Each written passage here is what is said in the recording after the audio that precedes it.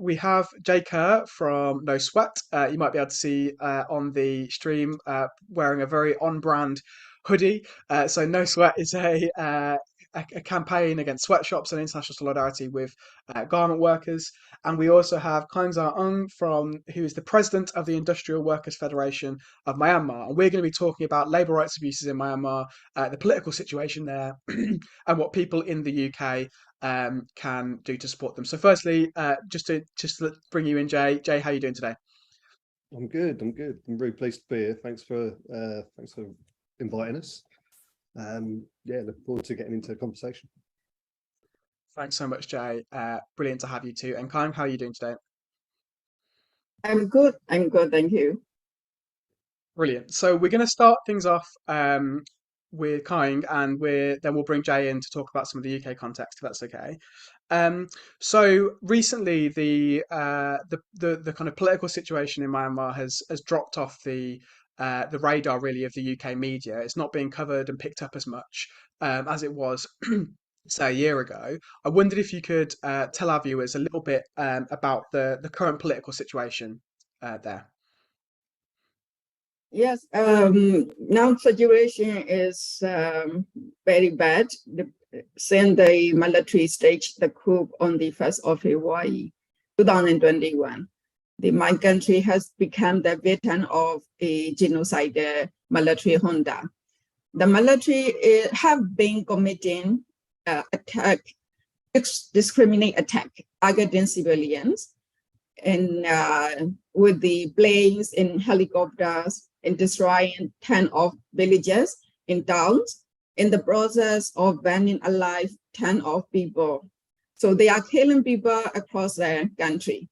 The number of fatalities has reached more than 24,000 since February 2021. So this action of the military, the banning and attacking people across the country, has displaced more than 1.3 million people by September 2022.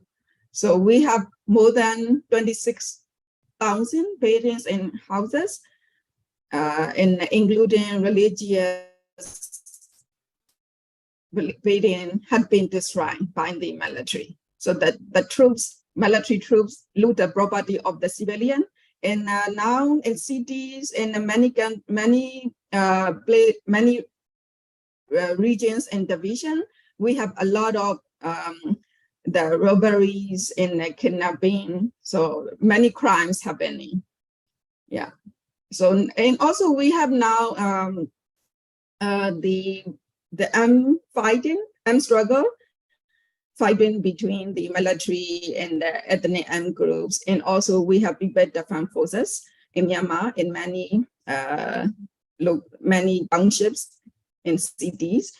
The people defense forces is formed by the civilian who were involved in the protest last year peacefully.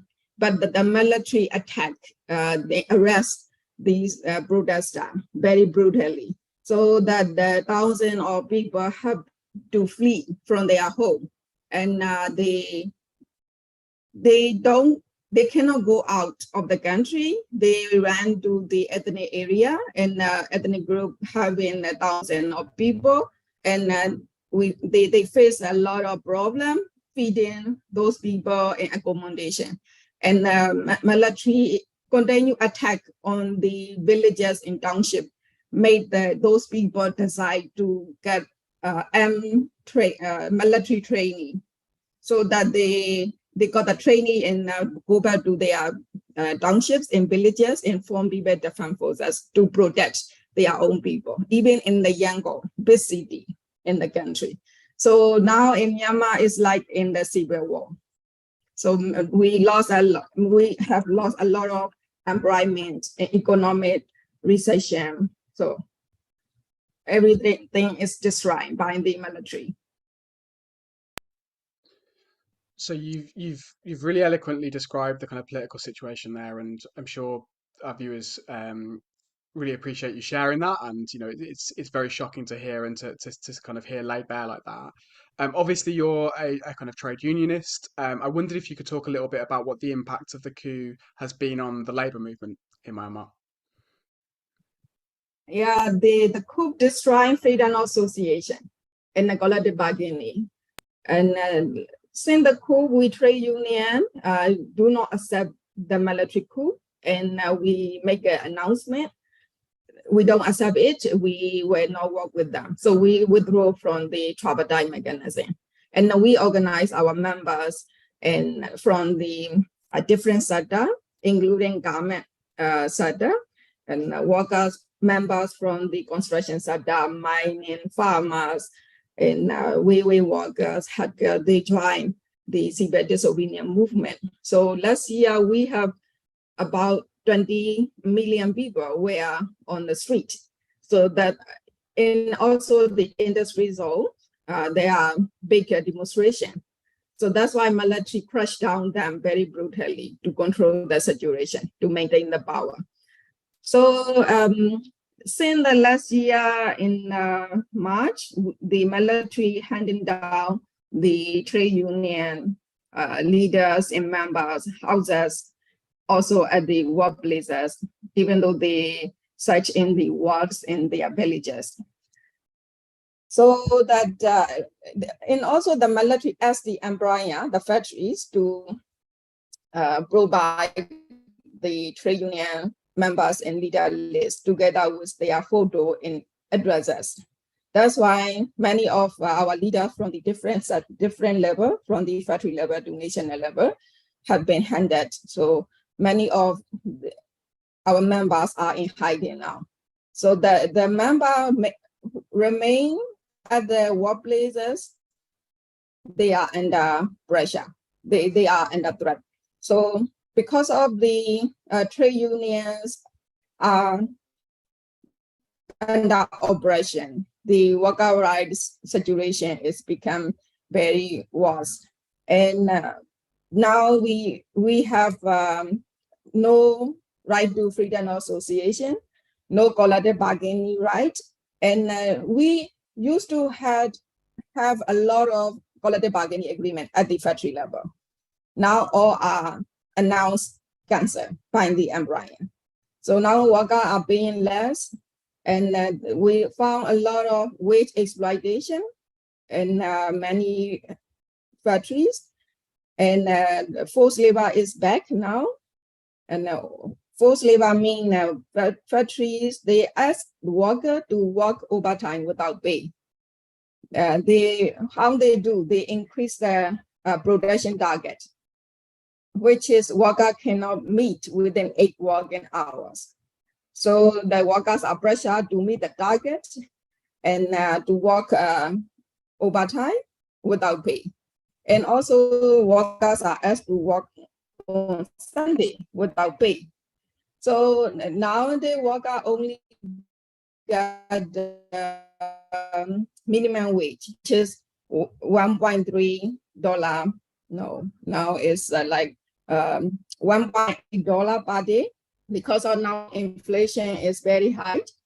So workers are starving while they are working.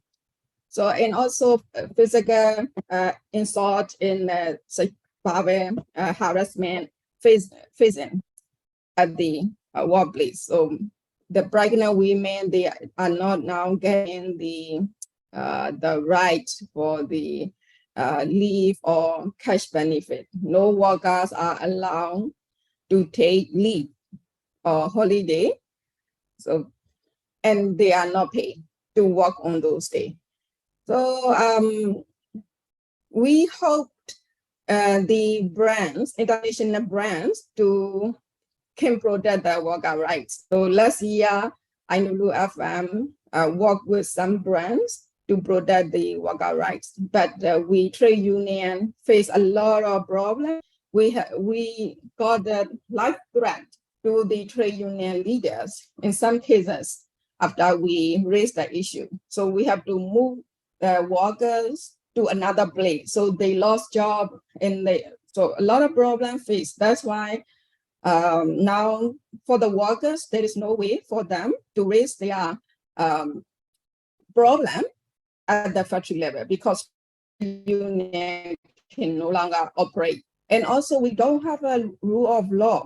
So there is no system can provide the worker right. And the industry law are under martial law now.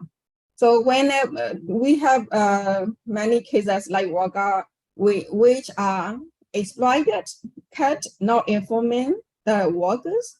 So worker went on strike to get their salary or wage cut. At the all the time when workers raise their voice in trying to go on strike, the military present a soldier present at the factory, and then the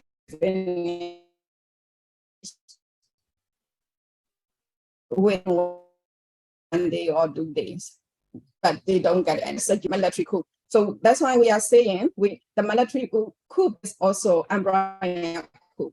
The umbrella are using the political situation to exploit workers. So we have a forced labor, child labor back now. So I'm going to bring Jay in a moment, and I've got sort of one question for you before I go to any questions that come through in the chat, Khaing. But thank you so much for sharing that and for really clearly putting across the kind of situation that's facing workers and the labour movement there. Now, obviously, there's been a long tradition of international solidarity with workers and the people of Myanmar in the face of military oppression. There were international campaigns around, for example, Pepsi's involvement in Myanmar in the 90s and so on. What do you like? We've got viewers watching, many of whom are, politically active, many of whom are trade unionists. How do you think that people internationally and in the UK in particular can stand in solidarity with the workers of Myanmar and the people of Myanmar in the situation that you've just described? Yeah, we need the solidarity action from the people from UK. And regarding with our shutdown, we want the people from UK to inform the fashion brands. They cannot do due diligence in Myanmar. They cannot protect worker rights in Myanmar, but they do exploitation. So that's why they have to stop business operation in Myanmar. So many brands, they are saying they can still do due diligence at their best. The initiative, the EDI did a, so the EDI report is released, and it's clearly said the due diligence, brands cannot do due diligence in Myanmar. That's why EDI is recommending to the member brands to review their existing in Myanmar. So that it is very clear they cannot protect the worker rights, cannot do due diligence in Myanmar, they have to leave now. And then another thing is that they are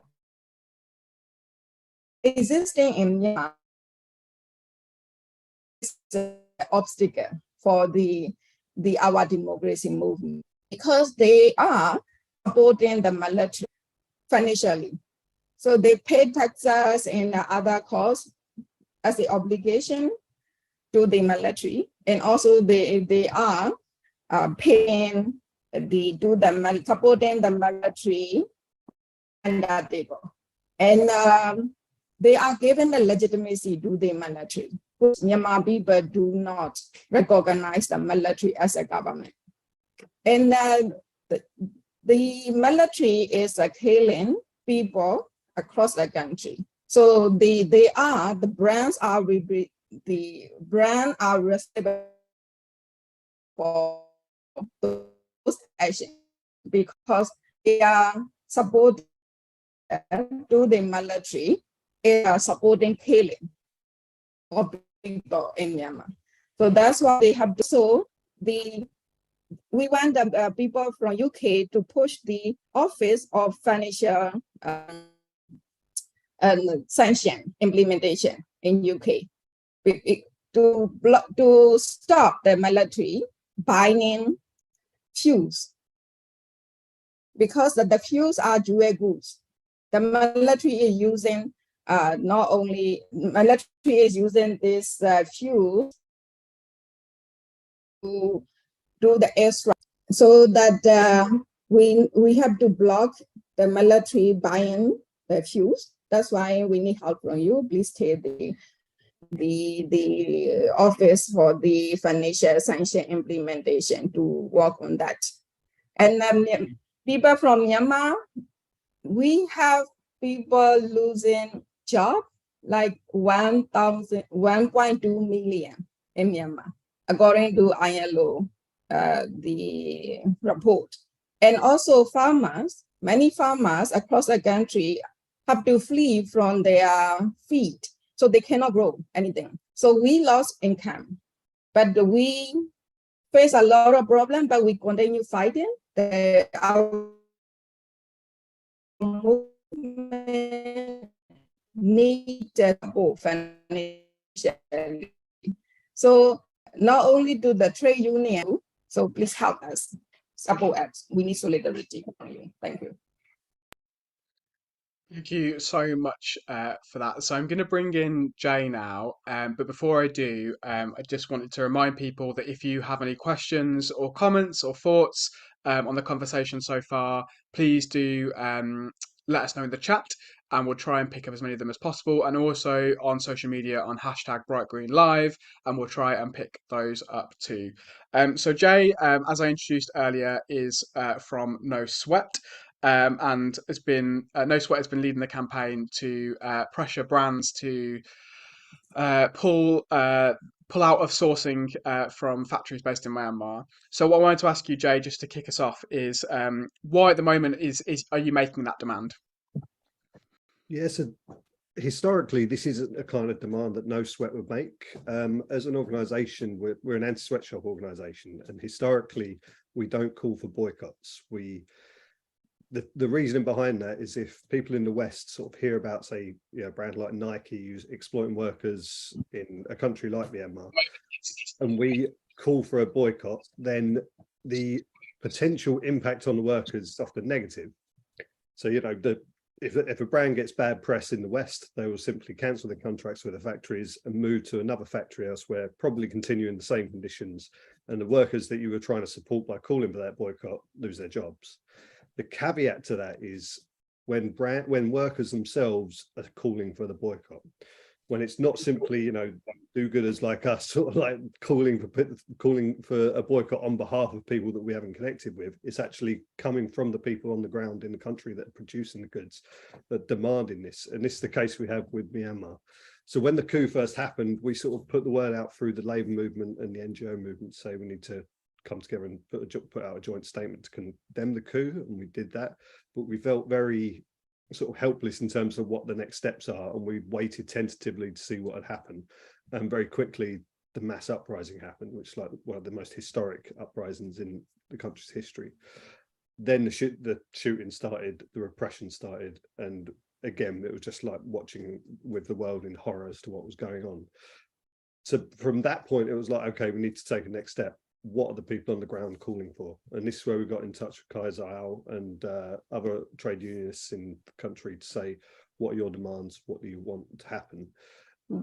It took about 6 months, I think, for the unions to get to the stage, but it sort of like very quickly became clear that as the oppression increased and the conditions in the factories deteriorated, and the brands Khaing Zar mentioned earlier that the tripartite system broke down, which was something called ACT, whose initials I can't remember what they are. It's something like action something, but it's essentially a group that brought together brands, trade unions, and the government in a tripartite system to develop better conditions in the garment industry.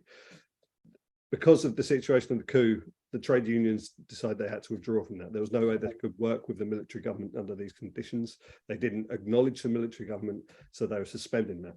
In that process, the conditions in the factories deteriorated, and the brands eventually came to a conclusion that there is no ability to do due diligence and brands need to leave.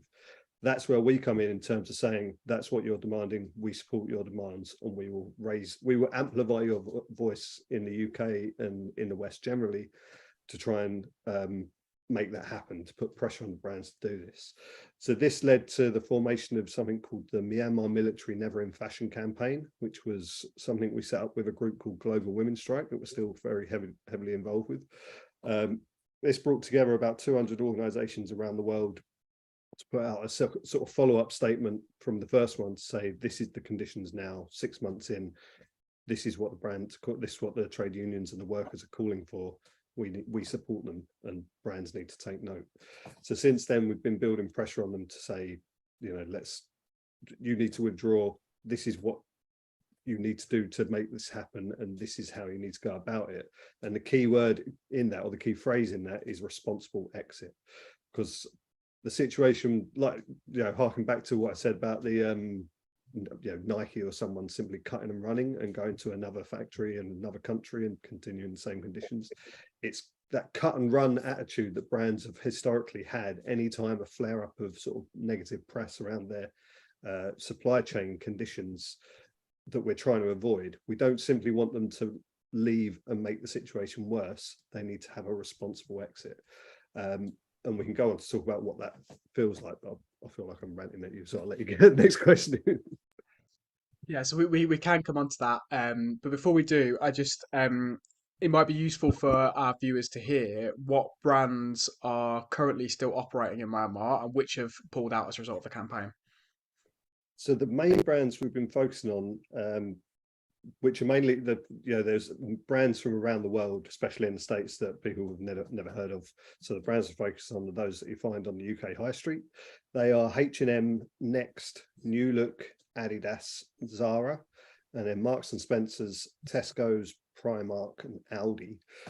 The last of those, Marks and Spencer's, Tesco's, Primark, and Aldi, are the ones that have recently announced that they're going to withdraw from production in Myanmar. They've all set different target dates to close things down, but essentially they've made that commitment not to invest any more money in buying from the country. H&M, Next, New Look, Adidas, and Zara have ignored that. Now, I think it was August this year, the Ethical Trade Initiative published a report, an in-depth report they've been working on for like about a year into the situation in Myanmar, which essentially was looking at validating what the trade unions are saying about forced labour and the conditions that Khaing Zar has just taken us through. So they said, okay, this is what the trade unions are saying. The Ethical Trading Initiative works with brands as a kind of multi-stakeholder initiative type thing to promote ethical trade, essentially.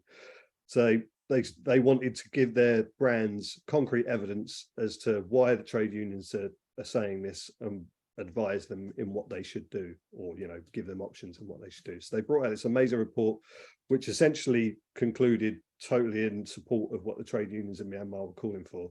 They highlighted the forced labour conditions, which is essentially slavery. They highlighted the fall in wages, as we heard earlier, wages getting down to well below international poverty levels. Like, workers are literally working 7 days a week and living below the poverty line after a 7-day working week, with forced labour on top of that, working up to 12 hours a day. These are conditions that people are facing. They documented that and presented it to the brands, and off the back of that, at least 2 so far, Marks and Spencer's and Primark, following that, were the ones that committed to leave.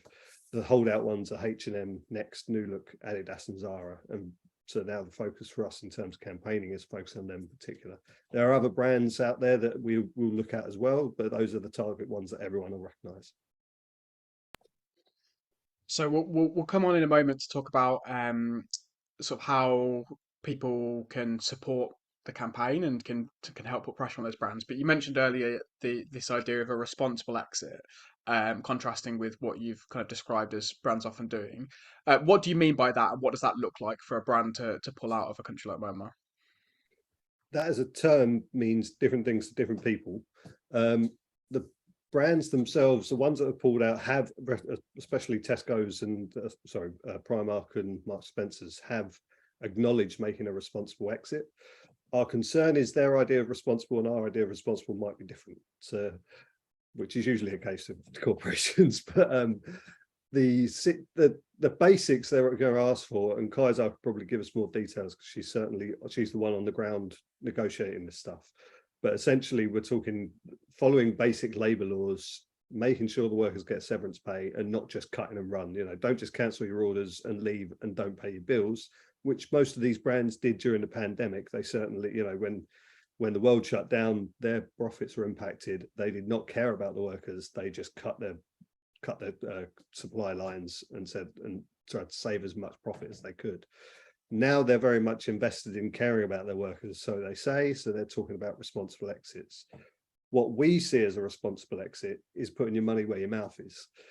If you're going to leave, if you're going to pull out, and you don't want to contribute to the detrimental situation that Khaing Zar's outlined in the country, then you need to invest in a fund. These brands need to invest in a fund that the workers can draw on to maintain a basic income.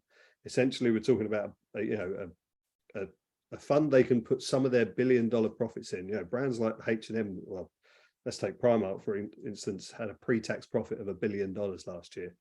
The legal minimum wage, from what I remember in Myanmar, is $2.50 a day per worker. So it's not like they couldn't afford it. If you do the basic back of the envelope calculation, it's nowhere near $1 billion for the tens of thousands of workers that might be impacted under their watch in Myanmar. So if they can invest in a fund, then they're actually taking responsibility for the people that make their clothes and the people that contributed to that $1 billion profit they made in the first place. So that's what we see as a responsible exit. Now it's down to negotiations. The trade unions like Khaing Zar and the International Federation of Myanmar, along with their global partners like the Industrial and the ITUC, will be working to negotiate with brands how far they can go, get them to come over to our view of what a responsible exit looks like. Yeah, thank you. And so, for people watching, how can they support the campaign to get brands to pull out? On our website, so nosweat.org.uk, there is a campaigns page. When you see it, you'll see a fist that says campaigns. You click on that and then scroll down, you'll see the Myanmar campaign, Myanmar Solidarity Campaign. On there, there's some small things that you can do in terms of social media. So there's a email template where you click a button and send all the brands automatically an email, asking them to make a responsible exit and putting out the demands.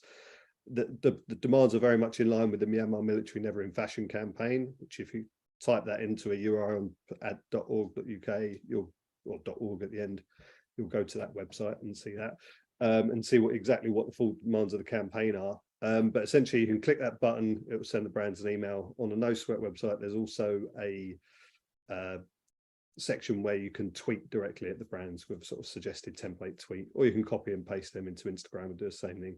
Essentially, the more people that clog up the social media of these brands with these kind of messages, the more impact you have, because they certainly listen to this stuff. Their social media presence is something they care about a lot, arguably a lot more than the workers who make their clothes. So people taking that action and putting pressure on them. Beyond that, in the summer, we had a sort of walking demo down Oxford Street, which I'm sure we'll be doing again, targeting some of the brands like H&M and Zara. We'll be putting messages out. Keep an eye on the No Sweat website for information about that, and come and join us on the street. Or if you want to get more involved, send us a message. We can organise coordinated demos around the country. If you're not London centred like we are, or based in London, dotted around the country, we've got activists that we can hook you up with to organise their own demos and stuff like that. And I've popped the links to those two websites in the YouTube chat so people can follow through them and hopefully be able to take action right now as we speak. The last thing I wanted to ask you, Jay, was if you could tell our viewers about the Garment Worker Solidarity Fund and how people can support that. Absolutely. Before I do that, I did want to mention one really important resource that I don't know if you're people behind the scenes be able to get up a link. It's the Business and Human Rights Resource Centre. They've been working with Khaing Zar and the trade unions to create an online tracker where they're tracking abuse kind of in real time or updating regularly. So as abuse in the garment factories is being outed through the trade unions underground network, they are creating an online tracker that links that abuse with the brands that are sourcing from those factories. So you can see exactly what is going on in detail through that website. So it's definitely worth something people should check out. In terms of a financial practicality, we set up what is called the Garment Worker Solidarity Fund, which part of our t-shirt project, where we source ethical t-shirts from wholesale for wholesale in the UK from unionised factories in Bangladesh. We use the profit to go into this Garment Worker Solidarity Fund, which we've been running for a few years now. At the moment, that is targeting the trade unions in Myanmar to help support funding for to keep their underground movements going. So again, if people go to nosweat.org.uk, you'll see on the campaign section, there's a link to the Garment Worker Solidarity Fund, and you can make a transaction. I think it's linked through PayPal, but you don't need to be a PayPal member. You can just have a credit card or a debit card and make a transaction. All that money, 100% of that money is being sent out to trade unions in Myanmar. It's just a mechanism to get money out to people who need it.